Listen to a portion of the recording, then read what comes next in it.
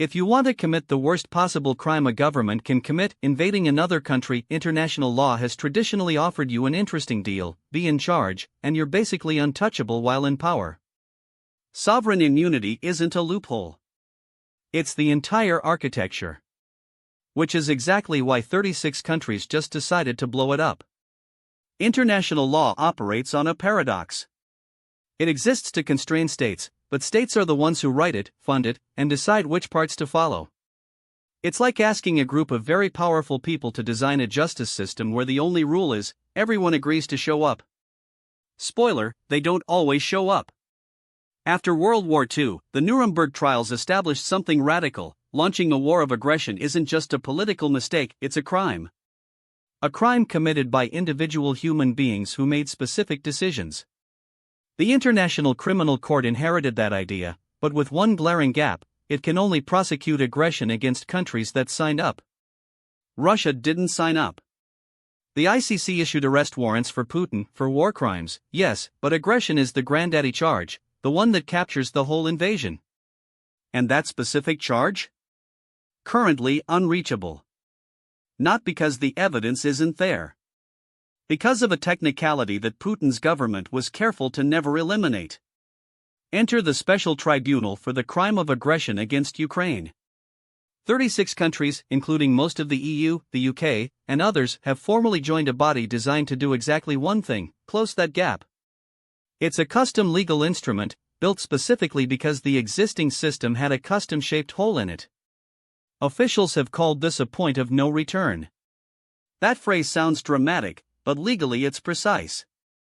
Once a tribunal is operational and charges are filed, the case exists in the international record regardless of what happens politically. Even if Putin never sits in a courtroom, the charge follows. It becomes part of the historical architecture of his rule. History suggests managing expectations.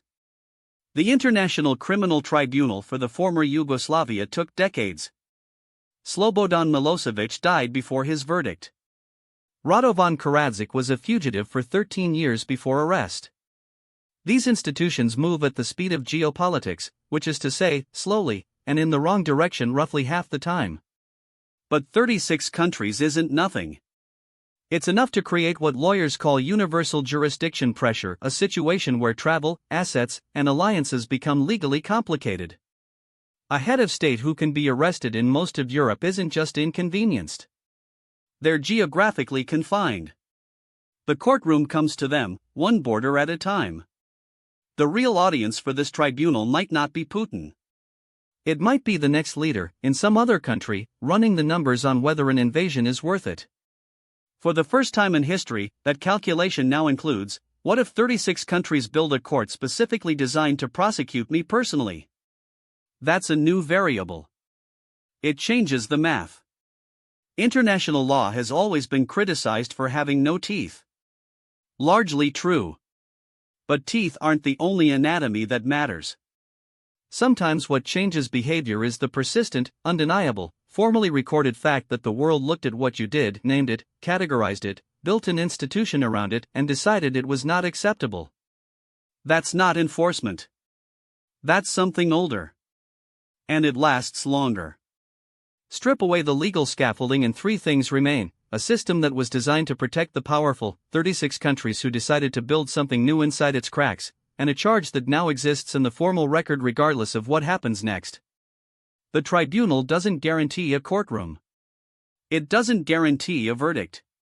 What it guarantees is that the invasion of Ukraine is named, categorized, and institutionally remembered, and that for any leader running the numbers on the next war, there is now a specific body of law built to reach them personally. That's not a small thing. It's just a slow one. What strikes us isn't the tribunal. It's what its creation exposes.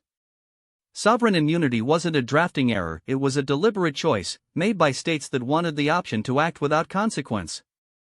For decades that architecture held because everyone with real power preferred it that way. Now 36 countries are publicly breaking from it, and we find that genuinely significant. But we keep coming back to the governments that didn't join, the ones that looked at this court and quietly calculated they'd rather not be bound by it. Which leaves us with a question we can't answer for you: if the leaders who stayed out are ever on the wrong end of an invasion, will they wish they'd built this institution a little stronger, or are they already counting on the fact that they didn't?